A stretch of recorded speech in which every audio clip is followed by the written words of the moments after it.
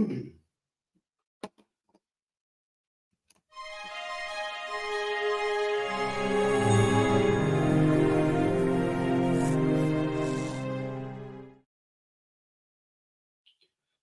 a graça e a paz de nosso Senhor e Salvador Jesus Cristo seja com todos. Boa noite. Aqui, Pastor Mauro Alves, chegando para mais uma transmissão ao vivo, mais um vídeo do nosso canal lá no YouTube, CETEMA, Centro Educacional e Teológico Ministério Apologético. Queremos trazer um assunto aqui bem interessante para que nós possamos refletir. E quero colocar aqui nesse momento, enquanto vai chegando algumas pessoas aí, o nosso site, né? E também a nossa conta bancária e o nosso Pix. Se você deseja cooperar conosco para que nós possamos continuar fazendo defesa do Evangelho, está passando o nosso Pix aí, e você poderá estar cooperando conosco no nosso ministério de defesa da fé, né? Apologética cristã. Eu quero falar um assunto hoje, enquanto vai chegando algumas pessoas, eu vou deixar passando aqui o nosso endereço, e eu vou falar um pouquinho hoje sobre um tema que não é tão falado também, bem pouco falado, né? Que é denominado o batismo pelos mortos. Vou até colocar aqui, elucidando o batismo pelos mortos. Onde nós encontramos isso na Bíblia, eu quero ler com vocês aqui, na primeira carta do apóstolo Paulo aos Coríntios, capítulo 15. Vamos ler esse texto, que é um texto bastante interessante. 1 Coríntios, capítulo 15. Eu vou ler os versículos 28 e o versículo 29. Diz assim a palavra do Senhor: E quando todas as coisas lhe estiverem sujeitas, então também o mesmo Filho se sujeitará àquele que todas as coisas lhe sujeitou, para que Deus seja tudo em todos. De outra maneira, que farão os que se batizam pelos mortos, se absolutamente os mortos não ressuscitam? Por que se batizam eles, então, pelos mortos? Esse texto aqui, que é um texto muito interessante e bastante emblemático, ele traz alguns debates, né, até na academia, sobre o mormonismo, porque os mormons eles realizam uma cerimônia chamada batismo pelos mortos, que é fundamentado nesse texto aqui, dizendo eles que o apóstolo Paulo estaria defendendo essa prática, né? Como funciona isso? São pessoas que morreram da família dos mormons, né? Que não tiveram oportunidade de passar pelo batismo. Então, eles se batizam cada membro da família batiza por uma pessoa que já morreu, e no intuito de, então, para que aquela pessoa possa alcançar a salvação.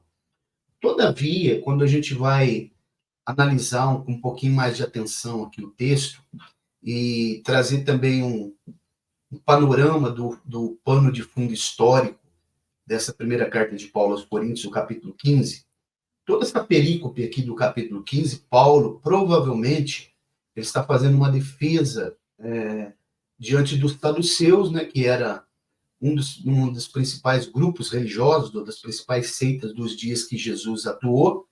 Os saduceus, eles não criam em anjos e não criam também em ressurreição.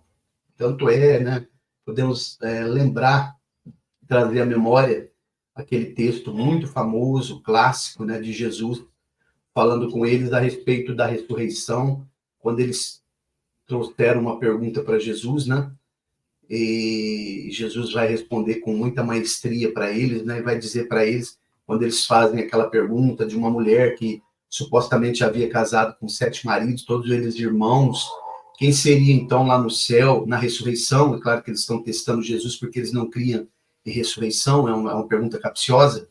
Quem seria o marido daquela mulher no céu? Aí Jesus vai responder, né? Acaso vocês não fazem essa pergunta, ou acaso vocês estão perguntando isso por não conhecer as Escrituras e nem o poder de Deus? Vós errais, não conhecendo as Escrituras e nem o poder de Deus, né? Deus não é Deus de mortos, mas Deus de vivos. Jesus está defendendo, ratificando a ressurreição. Mas o que Paulo estaria tratando aqui, então? Qual a defesa que Paulo está fazendo quando chega no versículo 29? Por isso que os mormons dizem que há fundamentação bíblica para se defender o batismo pelos mortos. Quando Paulo fala, ele está fazendo uma construção muito sólida aqui, falando que Cristo ressuscitou a partir do versículo 20, né? Que ele ressuscitou dos mortos, e foi feito as primícias. Ele fala que se Cristo não ressuscitou, no versículo 13, se não há ressurreição de mortos, então também Cristo não ressuscitou, né? Se Cristo não ressuscitou, logo é vã a nossa pregação e também a vossa fé.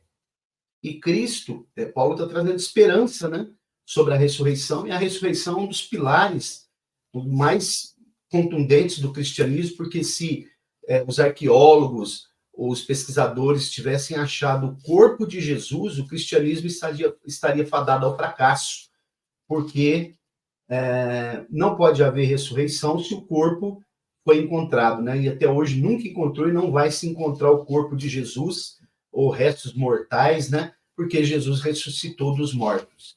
Então nós cremos no Deus vivo, Jesus Cristo, 100% homem, 100% Deus, né? Isso é chamado de união hipostática. Nós acreditamos na ressurreição de Cristo e acreditamos que todo salvo vai ressuscitar para estar reinando com Cristo.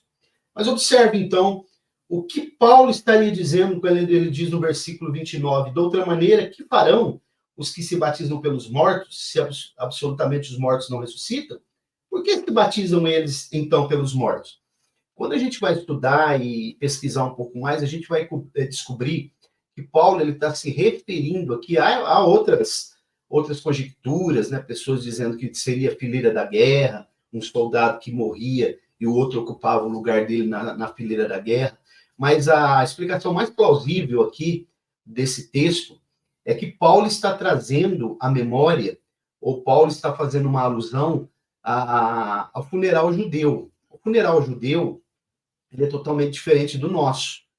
Nós, os cristãos, nos aproximamos do caixão, ficamos ali próximo, né? Algumas pessoas até beijam a pessoa que está ali, que é o corpo que está inerte. Os judeus, eles não têm contato nenhum com o corpo. O caixão é levado, né, pelo serviço funerário, tem alguém da família que acompanha. Então, esse corpo, ele é mergulhado nas águas, né? Porque aí tá se lavando, por isso fala batismo pelos mortos. Ele é mergulhado nas águas e depois ele é enrolado, ele é envolto em uma mortuária branca, né?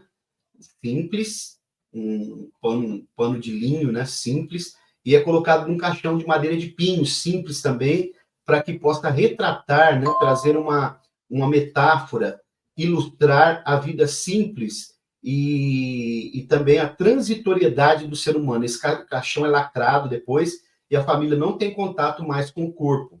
Depois ele é sepultado. Então, quando se mergulha esse corpo, a palavra batismo significa imersão, né? Imergir, mergulhar. Quando se mergulha esse corpo nas águas, seria então a explicação mais plausível que Paulo está trazendo aqui sobre o batismo, mergulhar o corpo, batizar pelos mortos, né? Aqui, na verdade, o texto original, de que maneira? Se não há ressurreição, por que então se mergulha o cadáver na esperança da ressurreição, né? Porque se não há ressurreição, o que fazem os que batizam os mortos, na verdade, aqui no texto original, né?